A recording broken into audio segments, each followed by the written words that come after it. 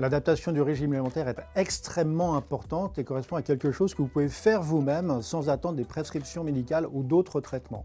Il s'agit de s'hydrater de façon régulière et également de s'alimenter, souvent pour les nausées et les vomissements, de façon fractionnée, en évitant les odeurs désagréables, en limitant les épices qui auront un impact tant sur les nausées et vomissements que sur les diarrhées.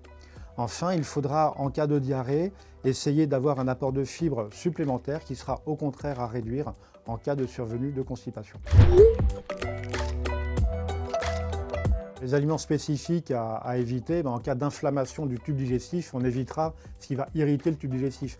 Par exemple les épices, par exemple certains fruits agressifs pour le tube digestif. En revanche, il est important d'éviter des aliments ou des fruits qui vont venir en interaction avec les traitements anticancéreux. C'est le cas par exemple du pamplemousse, qui va avoir une action directe sur certaines thérapies ciblées. Si une constipation survient à la suite de votre maladie cancéreuse, elle peut avoir différentes causes. La première cause est le cancer lui-même, ou le traitement immédiat qui a été administré, par exemple une chirurgie. D'autres traitements anticancéreux médicaux peuvent également avoir un retentissement en termes de constipation. Enfin, les traitements dits de support, comme certains traitements contre les nausées et les vomissements, ou même des traitements qui sont administrés contre la douleur, peuvent avoir un retentissement également sur le transit à type de constipation, de ralentissement du transit. Il est important d'en parler à votre équipe de professionnels de santé afin d'en identifier les causes et du même coup d'en trouver les thérapeutiques ou les solutions afin de les limiter. Pour faciliter mon transit, notamment en cas de constipation, on insistera sur l'importance du mouvement, le fait de bouger, le fait de s'hydrater, mais également le fait d'adapter certains aliments. Par exemple, les aliments riches en fibres qui seront peut-être à réduire un peu. Dans tous les cas, le contact avec une diététicienne ou un diététicien est important afin de pouvoir adapter un régime alimentaire à votre situation particulière.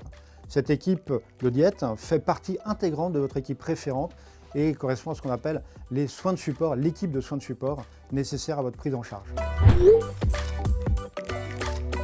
L'impact sur l'appétit nécessite de prendre différentes mesures. L'activité physique adaptée est une première mesure.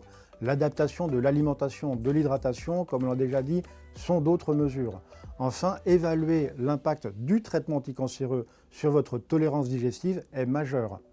En fonction de cette tolérance et de cette évaluation, on pourra adapter un traitement préventif et parfois curatif, donc pour agir sur le symptôme, afin d'adapter la situation. Plusieurs solutions thérapeutiques existent. Il est important, encore une fois, d'évaluer, d'en parler à votre équipe de professionnels afin que nous puissions apporter les solutions adaptées à votre situation. En cas de troubles digestifs persistants, n'attendez pas pour informer le spécialiste. La question n'est pas forcément d'aller en consultation, mais d'en informer les professionnels de santé, votre équipe référente qui vous accompagne. Que ce soit votre généraliste, que ce soit votre équipe hospitalière, que ce soit d'autres intervenants, comme par exemple le pharmacien. Les outils de nouvelles technologies telles que la santé digitale, la télésurveillance, peuvent nous aider à mieux communiquer, à mieux appréhender votre tolérance de façon quasi quotidienne et du même coup adapter les solutions à votre situation.